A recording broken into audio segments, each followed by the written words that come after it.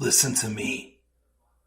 If there was a wise man who would ever think of this, they would say in order to be superior to the man, you've got to be the man. For I am the man himself.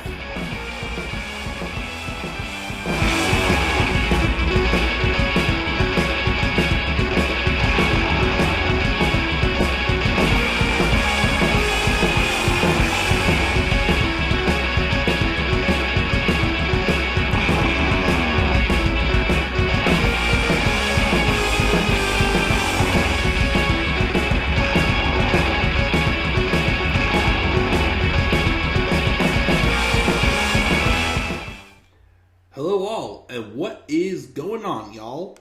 This is the Club of the Man, 1993. And as always, in order to be superior to the man, you've got to be the man. And the man himself is tired currently, but he is here to give you some more baseball news. I already gave you my thoughts on the Bryan Reynolds trade. I am way off tonight. Not the Bryan Reynolds trade, the Bryan Reynolds contract extension. That is more like it. The contract extension. But yes, that's some big news that deserved its own little video, of course, especially coming from a Pirates hometown fan himself, even though I know that I'm not fully on the whole Pirates doing good bandwagon yet. It's still only April. We have a lot more season left. So, we'll see how the rest of the season goes. Give me till June or July. Then I'll be like, okay, now we're cooking. But of course, it'll be a bit though until we get there. So, yes, by the time I'm married is when I will be taking the Pirates season more seriously. If they hang on to the momentum they got right now. But we have a couple other little pieces of baseball news I would like to briefly address. We have a former World Series MVP getting released. We also had another player signing a minor league deal after opting out of a minor league contract they had originally. We have a big blow to the Seattle Mariners, who lost their possibly best starting pitcher for the rest of the season. And some really, really great news regarding somebody who was just battling a life-threatening illness recently. So we're going to roll in, talk about these bullet points very briefly, and we will get out of here. So the first one, former World Series MVP, Madison Bumgarner. Guys remember him? Well, unfortunately, last week, after a rough start, and he's not been the same pitcher at all with the Diamondbacks that he was with the Giants, but Madison Bumgarner was released just a couple days ago after he had been designated for assignment last week. And again, he signed a 5-year deal, $85 million with the Diamondbacks before the 2020 season. Of course, he seemed like a completely different pitcher. He threw a 6.48 ERA in 2020. But again, of course, that was the shortened season. Nobody wants to count the shortened season. But of course, he bounced back a little in 2021. But he still had a higher ERA of 4.67. And the strikeouts started to dip again as he went to 4.88 in 2022. And then in 2023, the start off, he's had 4 starts, 0-3, with a 10.26 ERA. Just 11.1% of strikeouts and 16.7% walks also. So it just was not working out.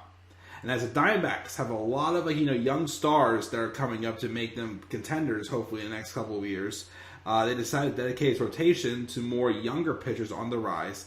And unfortunately, Bumgarner had worn out his welcome in Arizona, as it just hasn't worked out for him since he's joined the Snakes. He will, of course, he was still, though, going to be under contract through 2024 with a $23 million salary this year, leaving about $19 million and change left to be paid out before he'll make $14 million next year. Of course, the Diamondbacks will be responsible for all that as well. Of course, it'll be interesting to see which clubs, will go after Bumgarner. I heard there was rumors at first the Marlins were considering him, but now they've since dropped out of that. Of course, I think it would hurt for the Giants to grab their former World Series MVP in there just to see if he can get a bounce back there at all.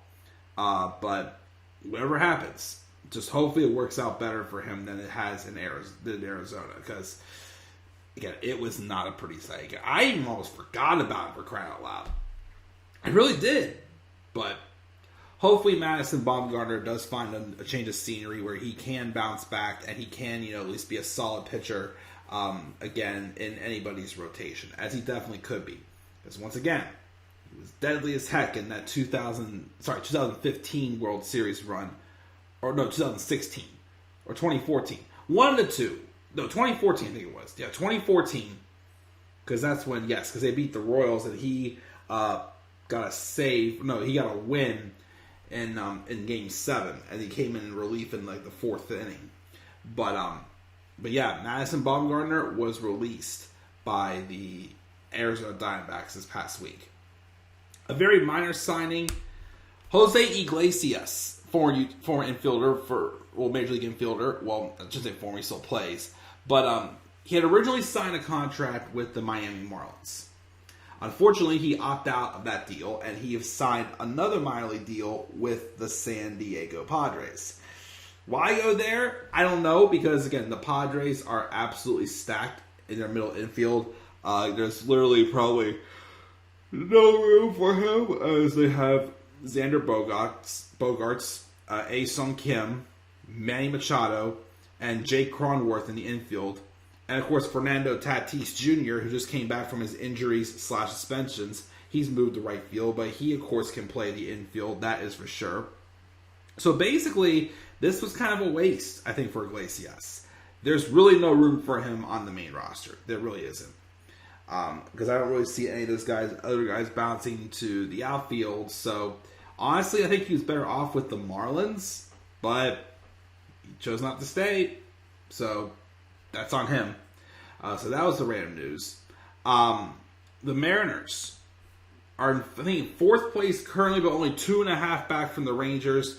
Unfortunately, had a big blow to their starting pitching staff, as former American League Cy Young Award winner Robbie Ray is going to be undergoing Flexor tendon repair surgery, and he will miss the rest of the 2023 season.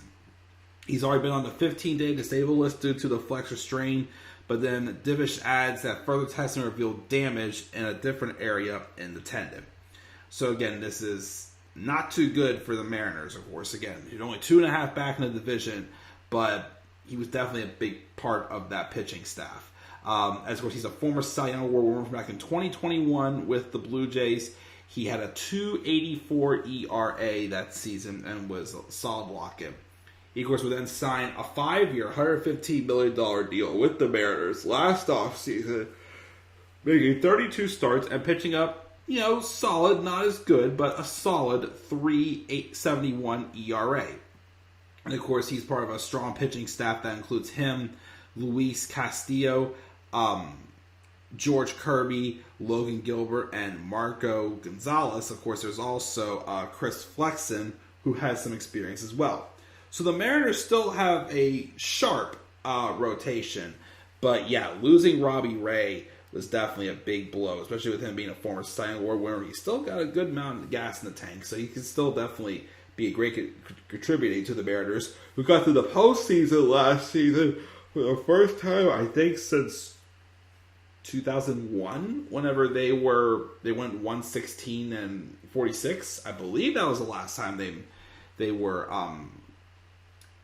in the playoffs.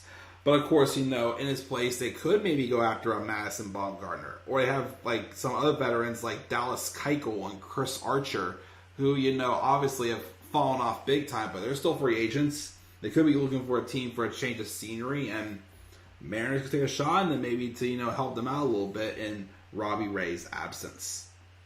We'll see about that. And finally, probably the best news of them all in this video. White Sox closer Liam Hendriks. Big health update on him. So, as we all know, announced back in January, Liam Hendriks announced that he was starting treatment for Non-Hodgkins lymphoma. They didn't provide many specific details about his expected absence. They chose not to put him on the 60-day DL in case he was able to return less than 2 months of the season. But then, of course, he announced a few weeks ago he had completed chemotherapy.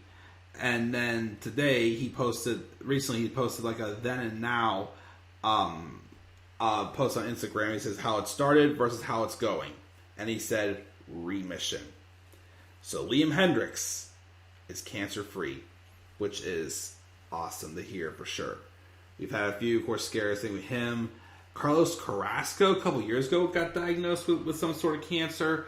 Of course, a couple people have been treated for testicular cancer recently. I know Jamison Tyon was. I think Chad Betts was. I feel like one or two others I can't remember off the top of my head. But yeah, a little bit of a scare, but Liam Hendriks is going to be okay. And there's no timetable as to when he'll be able to return to the game, but he's definitely on his way back, as again, he is cancer-free. So definitely congratulations to Liam Hendriks for winning his battle with non-Hodgkin's lymphoma.